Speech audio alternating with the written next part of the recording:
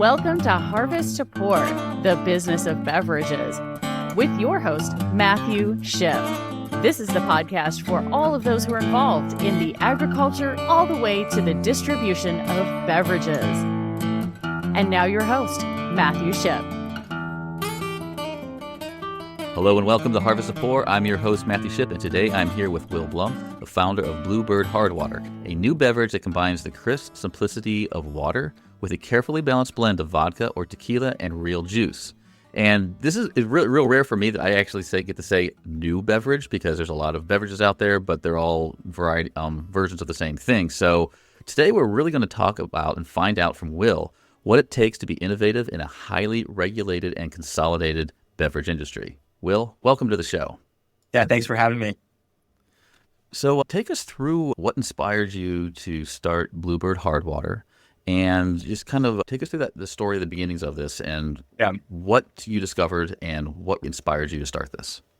I think really what inspired me to start it first was I loved the idea of creating a consumer product that you could put into a grocery store shelf, or just, someone would go enjoy it in a fun moment, whether that's golfing or going to the beach. It was just something fun that I enjoy with my friends. And I was like, this would be an awesome, business to, I guess, kind of start and go do. And I think little did I know how hard it really was to get a product onto a grocery shelf. But I think back then it was like, this seems so much more like I wanted a tangible product, something I could touch. I always wanted to start a company. So I knew that, but when I was really looking at what I wanted to start something that I could go touch or make and put on a shelf. I thought that made so much more sense to me, but it definitely a lot more complex than you might think. Yeah. Definitely. What was your discovery of this, the problem or hey, there's something here and there's something open? Take us through that. I think I loved, me and my friends, I was coming out of college and we were always going to the beach or always going surfing. I grew up in a big ski town too, so really active, and we'd always celebrate with a beer. Then all of a sudden there came the rise of seltzers, and I saw this kind of demand for people wanting lighter, cleaner, maybe healthier kind of trend. People felt like it wasn't as bloating or it wasn't any different. But for me, I was like, what's the difference between a Coors Light and a White Claw or a High Noon? It was the same thing. They're bubbly. They kind of got cheaper ingredients. And at that point, I was, we'd go to the golf course with my friends and we'd almost start making vodka waters, get a hydro flask of water, pour a little bit of vodka in there where it was the same strength as a beer. But the idea was not to get bloated or not to get dehydrated or kind of feel like what we felt from the bubbles or from kind of those other ingredients. So we wanted something super clean and simple. And at the same time, I'd go out with my friends and we'd go out at night and we saw this massive demand on the on-premise for people ordering tequila waters or vodka waters instead of vodka sodas. And it almost became a thing, especially in kind of my younger demographic. And I just went one day, we were kind of sitting around. One of my friends was pitching an alcohol idea. He wanted to create this a shot bag, and it was really funny. It was what it sounded like at the end of the time with my friends was a massive hangover.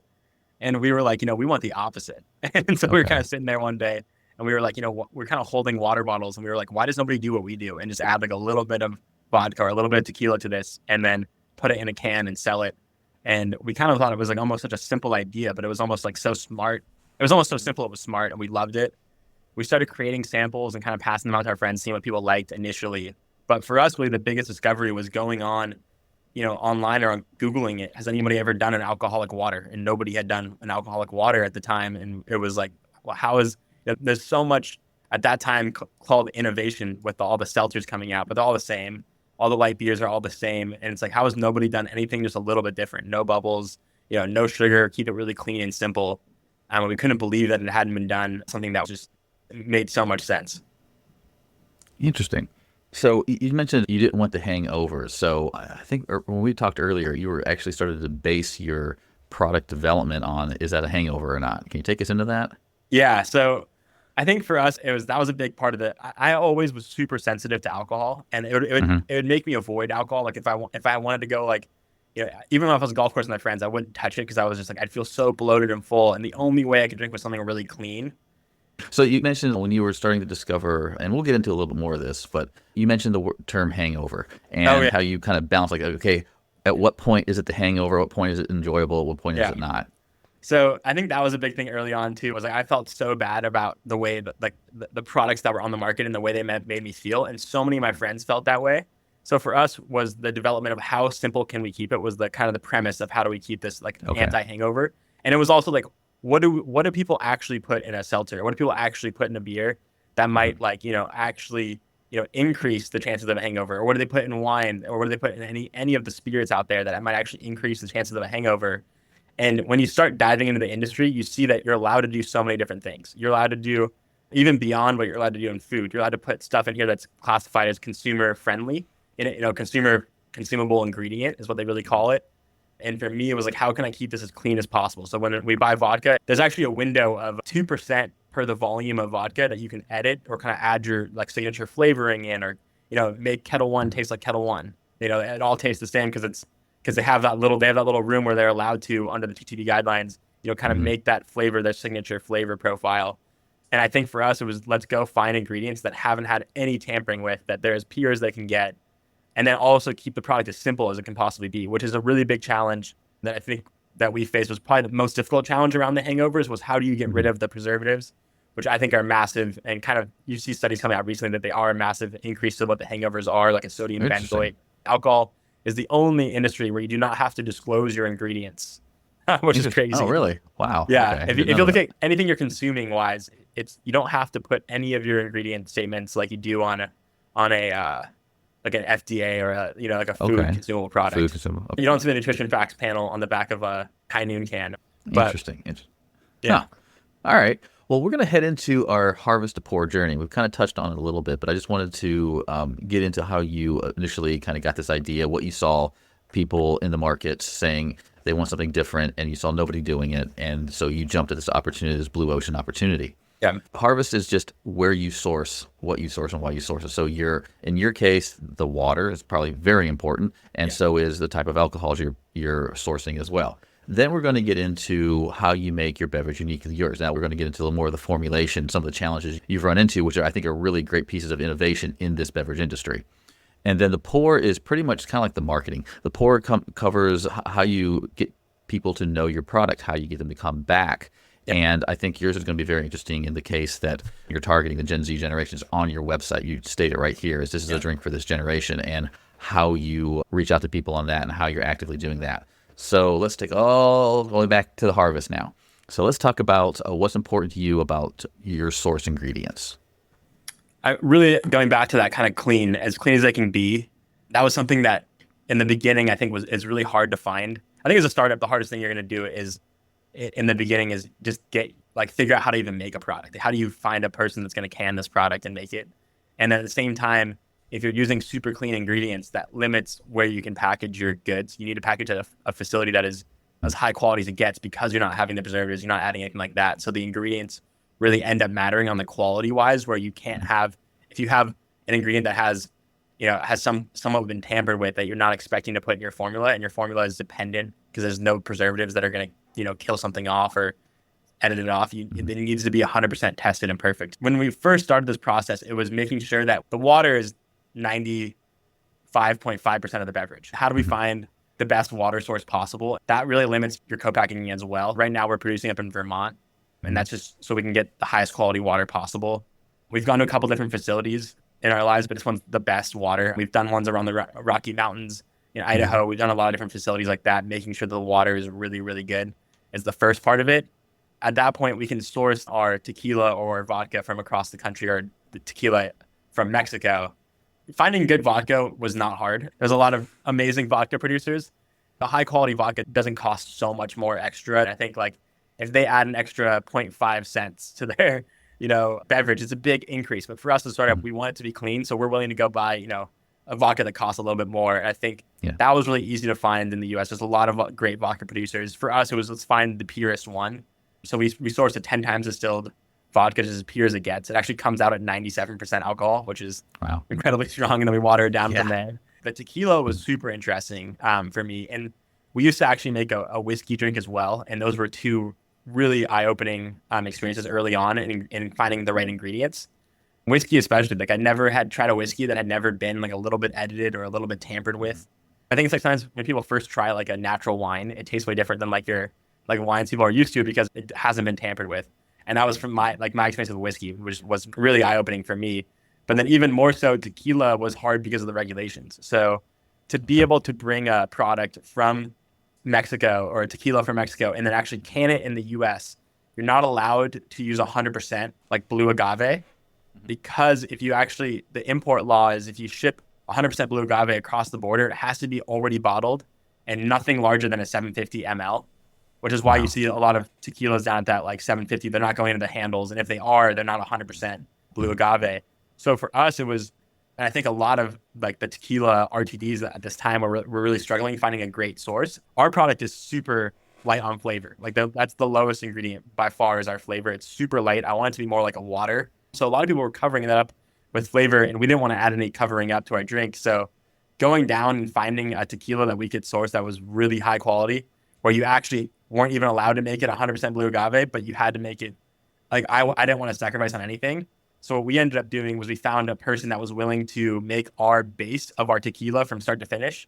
So our tequila starts with, almost entirely blue agave, but then we add just a little bit of sugarcane. So it's almost the same thing at the end of the day. It comes out as high quality as it can get versus a lot of the suppliers right now down there, 99% of them are, getting an agave tequila, and then, 45% of the actual alcohol that they have in that tequila actually comes from a corn-based spirit, like almost like a neutral vodka or a neutral, which really makes the flavor interesting. And we wanted the flavor to be like, when you drank this, to be like, this is definitely a really high quality tequila. So for us, that was the actually hardest process, was finding a tequila that someone was willing to kind of work with us on and create a really good, I guess, what they call it down there is a mixto, because it's not 100%. So it's a mixto of something else.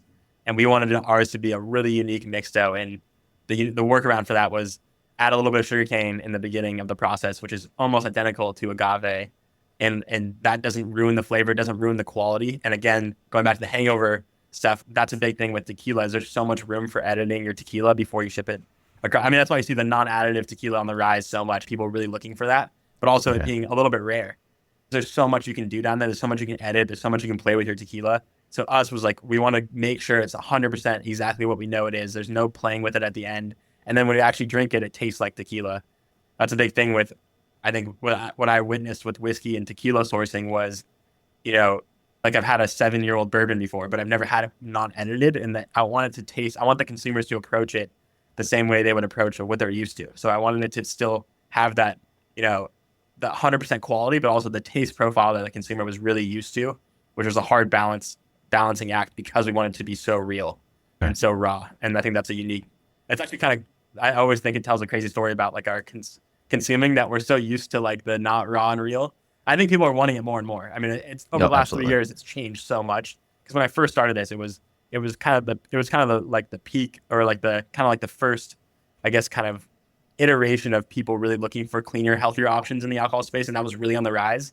And now it's huge. I mean, that's even in the food space, I'm seeing it really start to take over, where I think it's more mainstream than it was even 3 years ago, 4 years ago. Yeah. And now a word from our sponsors.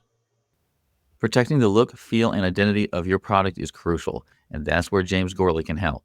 As an expert intellectual property attorney at Karstens, Allen & Gorley, James knows that trademarks are essential for legally protecting your brand, name, logo, and packaging design. This ensures no one can imitate your identity or piggyback on your success. With James Gorley guiding you, you'll safeguard the goodwill you've built with your customers and avoid confusion in the marketplace. Don't leave your brand vulnerable. Work with James Gorley to protect your business today. Visit CageLaw, that's CAGlaw.com, to learn more. Small business owners, which path are you on? Path 1, the bridge is out. That's where 50% of businesses fail, taking savings and credit with them. Or is it path 2, the road to nowhere, the long hours, low pay, no exit? Essentially, you make yourself another job. Or path 3, the success path, where your business grows, generates recurring revenue, and becomes a valuable asset. At Anchor My Business, we help you build a credit using your company's EIN, kind of like your company's social security number. This separates your personal and business finances by obtaining financing or credit that is not backed by collateral, such as your home, car, or other personal assets. And then you become truly bankable, so your business stands strong, independent of personal guarantees. Take our free pre-qualification assessment today and see where your business stands. Are you ready to anchor your business for success? Visit the link in the show notes and start your journey on the success path. Don't let the storm blow you off course. Anchor your business and secure your future. Take us through a little bit of those formulation challenges. I mean, we've got through the sourcing and all these pure ingredients. You ran into some interesting challenges in the beverage industry because they've always just done it that way. And you were saying, no, we need something different. And you were receiving some pushback on that. Take us through that. Yeah. So I think the hardest thing for any startup is like, where do you start? Like, you're creating a beverage, but you have no clue how to create a beverage. You have no clue what goes into creating a beverage. You have no clue, where to go make this or what the regulations are. So for us, it was really, I think it was so crazy going on that road because the first thing we do is you Google, hey, who can formulate a beverage? So we went to all these top formulators and they were kind of turning down our project. And we never understood why. We were like, why would you turn down like this? It's a vodka water. Like, how hard can this be? And it was interesting. I just kind of kept going down this road and I never got an answer from them. They just, we don't want to take this on, or no, it's not for us. I ended up getting really lucky and I found a guy that was leaving a great job. He wanted to kind of open up his own business and he wanted to formulate beverages privately because he really liked the cleaner, healthier kind of landscape of beverage and even a lot of food products too. He wanted to kind of really help out, formulate that. He's a great guy. Anybody can use him if they listen. His name's Brian Makala. So he's a great guy. He's based in Chicago and he's awesome. One of the best formulators I've ever met, but he approached it and he was really, kind of came clean with me. Like, there's actually a really difficult project to undertake. And he kind of explained to me how hard it was to can water, which kind of blew my mind because I was like, why is it so difficult to can a water? The entire canning operations in the US have been built around Coke and Pepsi and having preservatives or having carbonation. And when you take those things away, you have so many different things that can go wrong. And when you look at a plastic bottled water or a glass bottled water, they use a really strong oxygen purge. But if you oxidate aluminum, doesn't end up too well. So you can't really do the same stuff there. So that was a big challenge. He came in with me like, a lot of these top formulators, all they want to do is kind of like take what they've already done. They know they can do it. They know they can build it. And they want to just, give you a different flavor of it. Or they want to, we can substitute the sugar with something else. But for them to come in and approach like a really new project that he even told me was, for the first 3 months, he was like, I don't even know if this is possible, it blew my mind being like, why can't I make a vodka water without preservatives? And I didn't want to go down the preservative route. So I was like, no, if it's not possible, then I don't know. Like, that's kind of my whole brand is this super clean beverage that I want it to be. I would not be happy drinking it if I went down that route. And he really was able to kind of step in, help out. We figured out a lot of different manufacturing processes to make that drink. But at the same time, we ran into probably like one of the weirdest problems I ran into in this industry, which was like the government regulation on like producing something like a vodka water or tequila water. We submit our formulas. And that was really a big help. I would say anybody that's starting off in the space, go find an alcohol beverage lawyer. Like, that guy will tell you, hey, these are some great co-packers. Getting just into the market at all is really, really challenging as any startup. But even in the alcohol space, it's so locked down and you don't know where to go. I was just trying everything and ended up, it was really funny, the beverage alcohol lawyer knew everything, which obviously makes sense. And looking back at it now, so even if you're in a different industry, just go to the best lawyer in that industry and ask him the questions because he'll pass you the right direction. But I think that'll save you a lot of time and like looking around. We submitted the formula with him and he was a really big help. And I remember we submitted the vodka water formula first to the TTB. You have to file it online. He walked me through it. He shared a screen with me. It was actually during COVID. So he shared a screen with me and he submitted it and it's supposed to take a week. We get a denial. I was like, why can't we make a vodka water at, it was at 4.5% alcohol? And it didn't make any sense to me.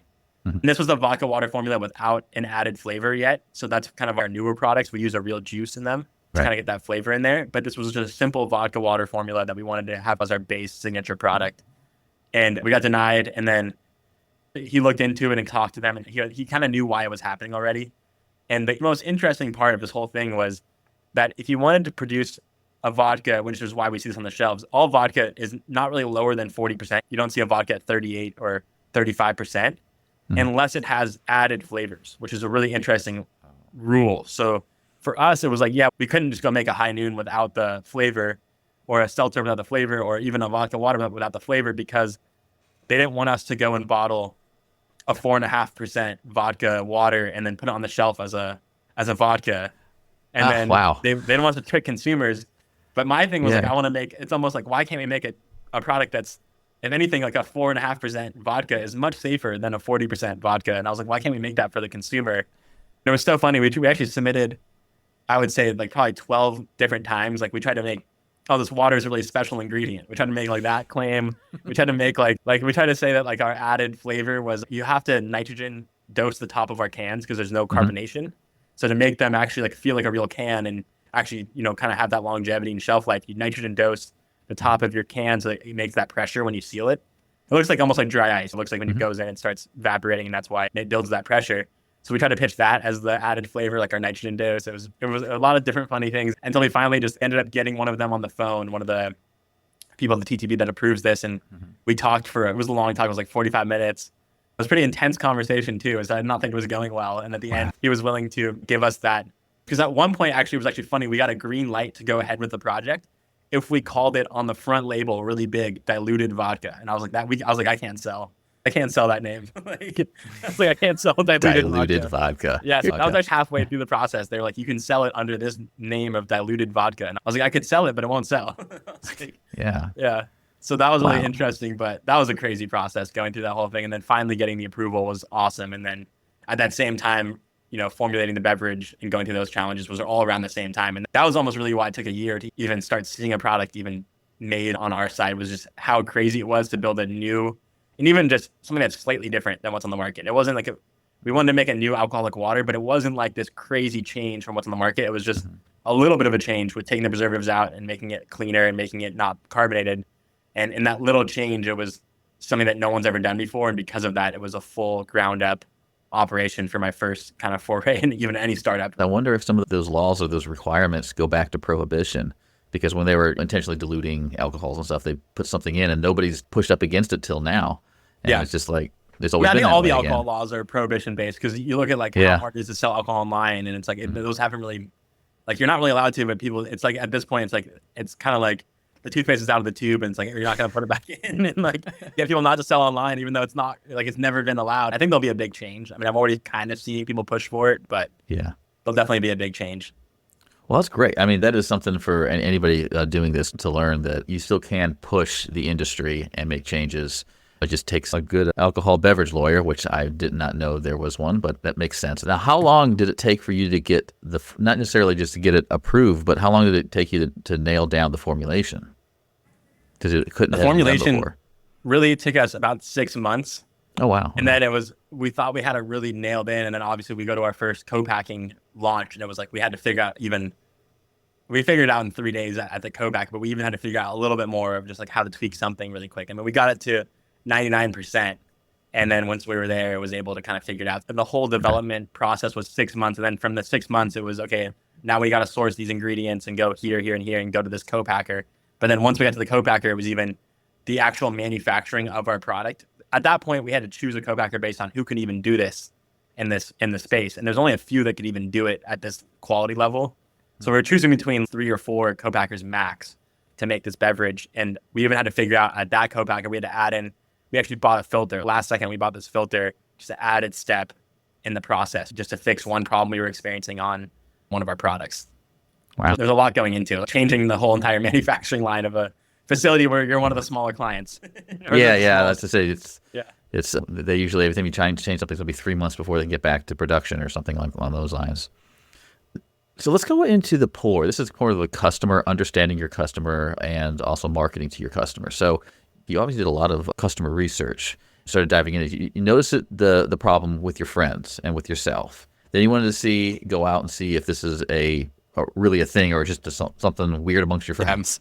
Take us through how you did this study and kind of how you are doing kind of continuous improvement with that. What we did was just like kind of simple product, like, our friends liked it, and it was like, but also like, are your friends just lying to you, or they make each other feel good? Oh yeah, feel really like it, or like, and we knew that it was a popular on-premise order, so we kind of knew that there was a lot of people in our age group were ordering vodka waters over vodka soda, so we kind of knew there was something. But also, like, how drinkable were those? Were they really or were they really just doing it for the benefits? Would they come back and buy it again? Was kind of the question. So we reached out to a third party. Like, we researched quite a few of them. We reached out to a third party agency. We ended up really liking one of them, called Old School Insights, and we went down the path with her of like, how can we do this? Like, we did it was about 215 people early on. Just let's make sure we're not crazy and people like this idea. And that was really the premise of it. It was a little bit more intensive than that, but like just the basic of it was like, do we have something here? And that was kind of answering that question. And the response we got back was amazing. So that's why we ended up really going into this and creating this product and going down this road. And I think that also surveyed something you can go back and be like, okay, like when we were struggling with a TTB or we were struggling with formulation, it was like, no, there is a lot of demand for this product. We just got to get it out there. But I think nothing beats, and I'll say this, like, even if you're like, okay, like if I'm a startup going back in time, nothing beats like launching the product. Like I think just getting actual consumer data, which is we launched our initial product 2 years ago now, actually 2 years almost exactly. So it was January of 2022, we launched our first product. And then in January of 2023, we launched our first product. And then all of 2023, all of 2024, we were able to kind of see, I guess, more consumer data on what people really liked, which is why we ended up launching the flavored versions going into this year. Oh, that was really our biggest change was we launched them. And the alcohol space is interesting because you have to kind of launch products in Q1 or Q2 is really your only option. So we got it to market in Q3, but we got it in there. It's just like, let's just start getting what we can into the market space. And we really see this launch right now as our biggest launch. And we have a great distribution partner, Southern Wine and Glazers, which we can really do a lot with them now. And they're a really trusted partner, which has been another step that we've been missing for the last 2 years was how do we convince one of the top most trusted distributors to take on a startup and take on our brand that has the biggest, clients in the space. But also, and to operate in this space nowadays, you have to have a trusted distributor. You have the retailers and the consumers want that, trusted, especially the retailers. They want that trusted distribution partner that holds the product. And if you're not with them, it makes it a million times harder to be able to get your product onto that shelf. Now, take us through you just recently started adding into the flavors, the juices. Yeah. How much of that, and I think you maybe just touched on it real quick, how much of that was consumer influence? Were they asking for it, or you're just thinking, oh, well, maybe they want it, or how did you go about, what piqued you off that this was the next step? I think we had a little bit of like kind of people in the beginning that were like, hey, maybe you should add a little bit of flavor, like kind of make it more, like approachable in that way. And we wanted it to be so clean in the beginning.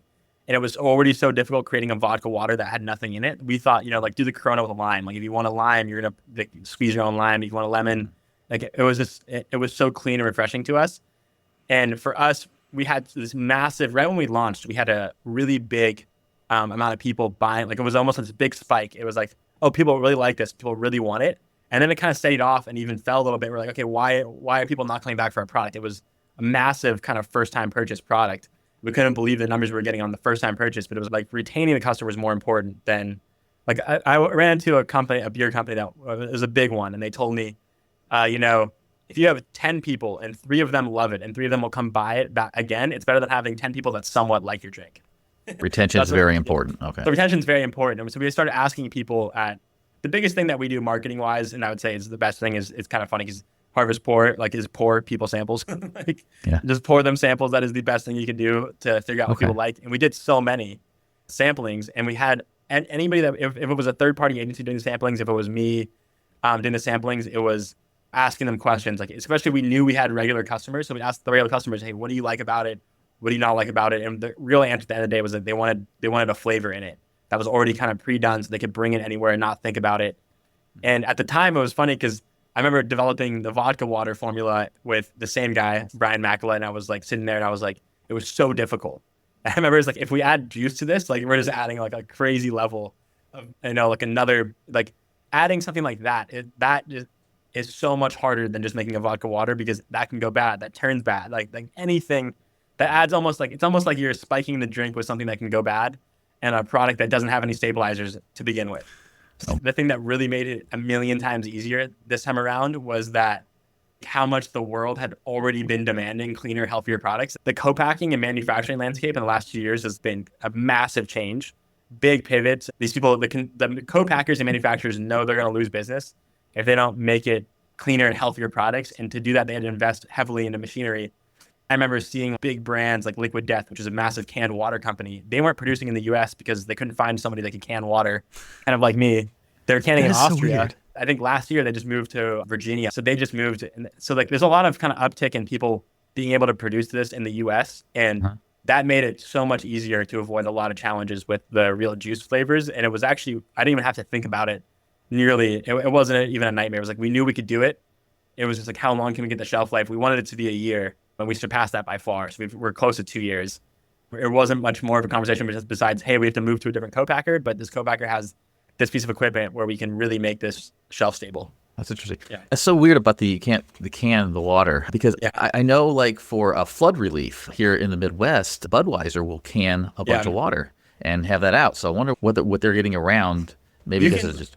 You can run it through. The hard thing is, like, if you're making a spring water, like the spring water is what people really like. It has a better flavor. You can RO water or something, but it always has a weird, like, it's fine. It has a crazy long shelf life, but it's not the most approachable drinking water out there. You can always run it through a pasteurizer. Like, you could run I'm sure Anheuser-Busch has a massive pasteurizer. I'm sure that, I pretty much know they do, or they wouldn't really operate it. But they have a massive pasteurizer, so you can run it through at a really high temperature. I mean, you have to run water through it. I think it's close to like 100, and most pasteurization people, it's like 5 minutes at 135 degrees or whatever it is. Wow. But canned water is like 30 minutes at 160 or something. So it slows the entire line down dramatically.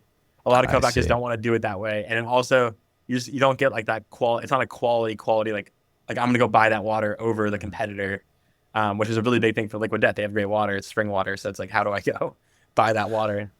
That's interesting. Yeah. Okay, I didn't know that. Thanks for the education. I just know, like, I've seen them do it, but that's the reason around it and why it slows down the production line. I can see that definitely affecting some people's decision to move that direction. Yeah. So that was great from the Harvest Support journey. I really appreciate that. That really focused in on some of the innovation challenges you've been coming over. So what in this highly regulated and consolidated beverage industry is your current biggest open challenge right now?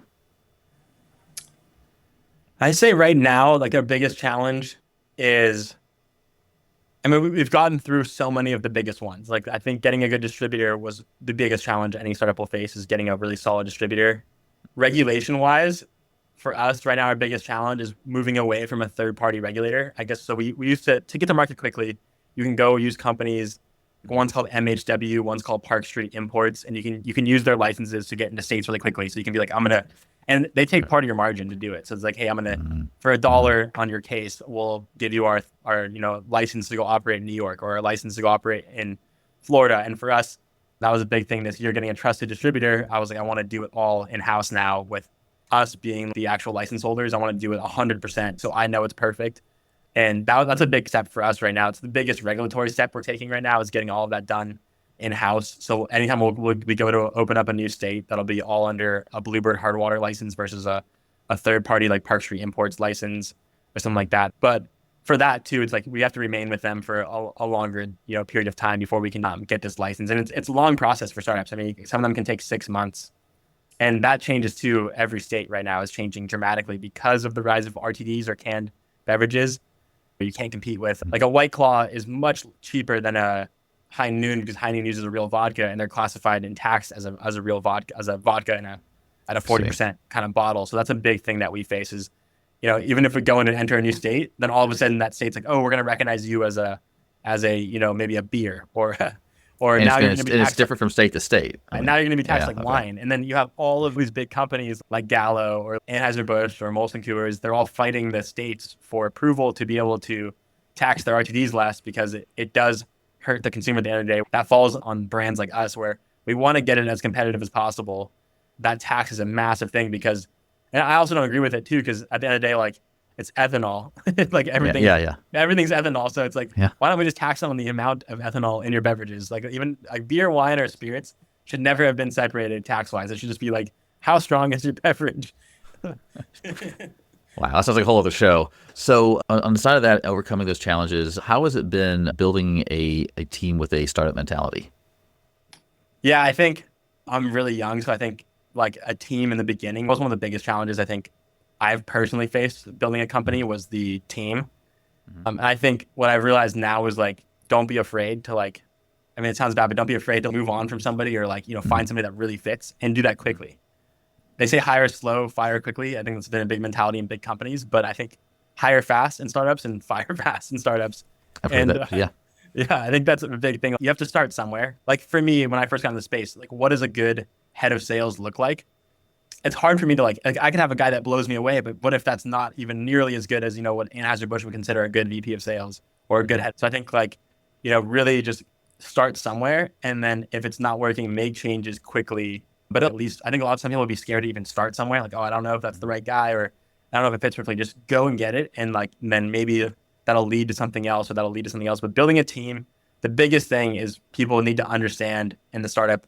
And I think I do this now in almost every interview before you even get hired. And I probably say it way too many times, even when they're doing the onboarding paperwork. I'm like, look, like your decisions and your actions can affect everybody's jobs. Like it's make or break for the company at the end of the day. And the startup, it's this young.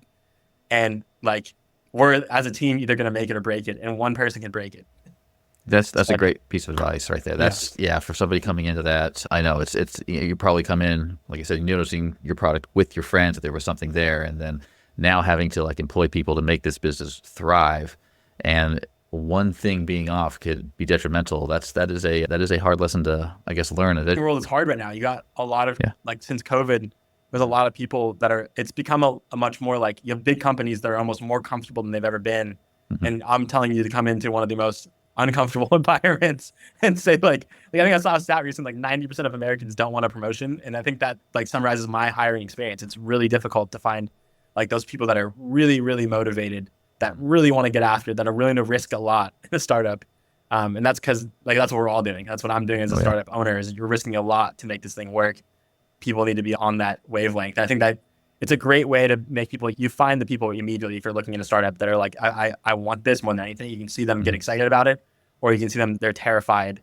And, you know, they might even be excited about it. Once you hire them, they're too terrified to go and make a decision. It's like the decision they've never faced before, the decision that they know is actually, like, you know, in a big company, you have 80 people making the same decision, or it's, you know, pass it to your manager. It's like, you're making the decision. You better like feel in your gut this is the right one.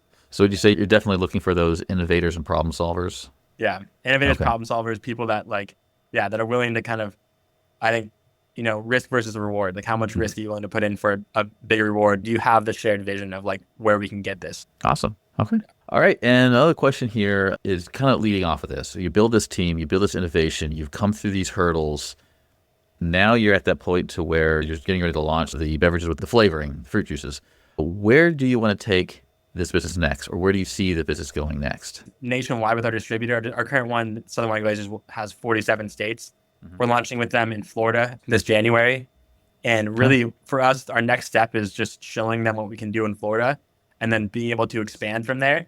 I think the interesting thing with like the beverage space and something that like that I always loved startups my whole life. I come from a startup family, so I've always looked at startups, and I've always knew I wanted to do my own company. But I think every company is like you don't think about launching nationwide. You just think about like I'm going to launch my product, and it's obviously nationwide for most products. Yeah, I think for this one, it was so interesting. I want to be nationwide, but in a beverage startup, what you have to do is you have to be very strategic on where you go to next. We really want to focus on Florida. We're in Tennessee, we're in New York, and we're in California right now. So really showing Southern Wine Glazers what we can do in Florida with them, and then kind of expanding to just key markets like Texas, up the East Coast, kind of consolidating to Texas, Tennessee, getting the Carolinas, Georgia, kind of really expanding into regions.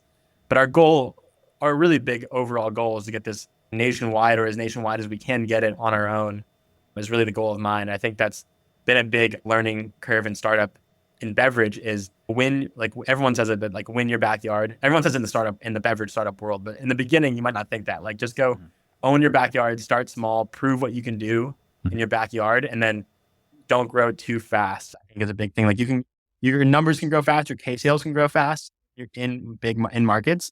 But I think I see a lot of, and what I've learned a lot right now is I see a lot of brands that are doing decent numbers in one state, and they'd rather do decent numbers in 50 states versus just do really good numbers in 10 states. And that's where you really, really get a brand built, I think is the biggest difference. And that's kind of our goal, is like, we really want to build this brand. We want to go really deep in a couple states that really make a lot of sense for this product and prove that we can really, like, before we leave, we want to build a brand. We don't want to go just expand into another state with just, I guess, average numbers. We want it to be like a brand that people are really reaching out for and going for and doing real numbers that you see from the big companies. Yeah, absolutely. All right. So I got a couple more questions, and this one's kind of fun. I always like to asking everybody this. So within Bluebird, what is your favorite beverage? And when you're just out on the town and you don't have Bluebird available, what is your favorite beverage? So within Bluebird, it's so hard because it's like choosing your favorite kid. I don't have kids, but I guess that'd be like I would say I've really been liking because they really surprised me. I knew I wanted to make a lime flavors, the lime tequila, lime vodka, but the cranberry and the pineapple like really surprised me because I think we tried 80 different flavors and like before we really went into this, and we actually consumer tested the flavors going back to that. But what's something that's super approachable is kind of at the end of the day what we wanted to do. And for me, the way the pineapple, I never really thought even pineapple would be one of our, like looking at the 80, I was like, I don't know if pineapple will even make the next round. And then it was just like this flavor that everybody ended up really loving, and the way that we ended up, I think the amount, it just became like this perfect flavor in a way. And it just has like a weird, like, it's almost like a creamy, like almost like a pina colada, but it's so light. It's just like a water, but it's got a really interesting, I think it's one of the best pineapple, I guess, out. And we use everything real too. I think that's why it helps, but it's one of the most unique, I think, like really like it just surprises people. That's why I love that flavor a lot from our drink. But that pineapple tequila is great. Probably like one of my go-tos, but I'm mostly a vodka drinker. So I have to say the vodka cranberry is also up there. And then if I can't find Bluebird, I've really been into, I think I mentioned earlier, but like natural wine has been like, I just like kind of experienced that for the first time. And I think that was really like eye-opening for me. It was almost like I've experienced that in a bunch of different areas in the food or beverage space where something is untampered with and tastes so much different, but it's almost like, to me, it's better. And it was just interesting seeing like wine and natural wine. I think they're kind of becoming more popular, but they're a little bit hard to find. And I think it's interesting. Like I was actually, when I found it, I was in Europe and I was like, wow, there's like, this is all people drink over here. Like, it's almost like every restaurant has been taken over by natural wine. And it was funny because they don't age for that long. Like even they're really young. They have to be like in the fridge. They're way lower in alcohol content. They make you feel it's a lot lighter. It's a really interesting, and I couldn't believe that people ever edited that because I was like, this is so great, it's so much better. But I also like drinking lighter, drinking less. There's no sugar in them. They're really, but I think that's a really interesting space too. I have to say, like, that'd be like my second go-to would be a natural wine at this point, which I thought I would never say. I was never a wine drinker, so I thought I would never say wine. Yeah, I'll look into that. That's interesting. The natural wine. All right. So, and then finally, do you have any upcoming events or promotions you'd like to talk about? I think you got that. We talked a little about that launch you have with your fruit juices, but go ahead and let us know about that. Yes, we have that new launch, and we're going to be pushing really hard on social media for it. So at Bluebird Hardwater is all of our social media. You can find us there. We're going to be launching really fun contests over the next 2 to 3 months. So people can win some fun, either merch from us or even we'll have some bigger prizes too. But we're going to be launching some fun stuff on there. So if you follow us there, you'll see all of our updates. And then over the course of, even currently right now, you can go find us at bluebirdhardwater.com. We have our store locator there. So if you're in Tennessee, Florida, New York, or California, you can go find the store closest to you. And then if you're in Florida, be prepared. We'll be expanding really rapidly. So that'll be our biggest expansion market over the next year. So that'll be really exciting. Right now, we're in Northern Florida. We'll be expanding throughout the state at the end of January.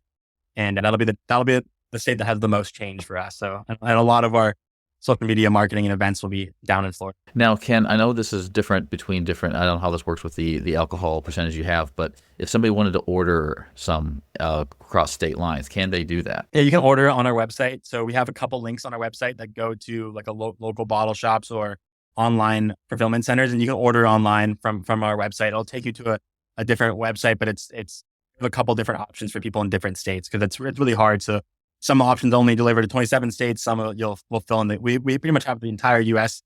gapped off at this point. But if you go to our website, you can find us at any of the product links. They'll have a shop now button. Okay, great. Well, Will, this has been a great interview. I mean, I love seeing how somebody coming with a brand new beverage into this very constrained industry, traditional industry almost, and finding out where you can push, where you can't push, and kind of threading the needle with something as simple as canned water. I didn't know that is the challenge. Nobody expects a challenge to overcome is, can we can water? No. What do you mean you can't? And then taking that and pushing that through and also understanding what it takes to grow a startup and scale a startup from the team to the product. I really appreciate your time, and this was hopefully very beneficial to anybody thinking, oh no, I got an idea, but this industry is just going to make it way too tough. You've done it, and you showed that it can be done. So I really appreciate your time and really appreciate you coming on the show. No, yeah, thank you for your time too. Yeah, and anybody looking to start one, if you don't know what you're in for, that's almost better. Because we both know the industry, so we both know the industry. So if I look at me starting it, you don't know anything, you don't know any better. So it's almost good. So this is great advice for anybody in it right now. But I think looking back at starting, and that's the funny thing, is like you don't know what you're in for in any industry that you're getting into. And I think the alcohol one's a really fun one. You'll learn a ton. And if you're into startups, any other startup after this could probably be a breeze. Oh, awesome. Good to know. All right, Will, thanks again. Thank you. Thank you for listening to Harvest to Pour, the business of beverages with Matthew Shipp. Check the show notes for our guest contact information and connect with Matthew Shipp on LinkedIn today.